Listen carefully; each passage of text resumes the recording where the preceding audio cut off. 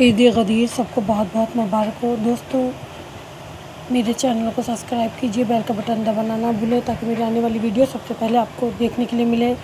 आपके पेशे खिदमत चंद अशार गदीर के हवाले से। हज अलविदा कर चुके जब शाह बहरूबर, हज अलविदा कर चुके जब शाह बहरूबर, मक्के से था मदीने का दरपेश अब सफ़र। चारों तरफ सहाबी थे और ताहद नज़र, चारों तरफ सहाबी थे ताहद नज़र, गर्मी के सख्त दिन भी थे और वक्त दोपहर। नाजिल गदीर खुम में ये फरमान हो गया, नाजिल गदीर खुम में ये फरमान हो गया, एक ख़ास हुक्म सूरत कुरान हो गया। ऊँटों के जमा कर दिए पालान एक तरफ, ऊँटों के जमा कर दिए पालान एक तरफ, थे मुंतज़िर वो सारे मुसलमान एक तरफ। शैतान एक तरफ थे तो इंसान एक तरफ, शैतान एक तरफ थे तो इंसान एक तरफ। खुश हो रहे थे अबू ज़र और सलमान एक तरफ।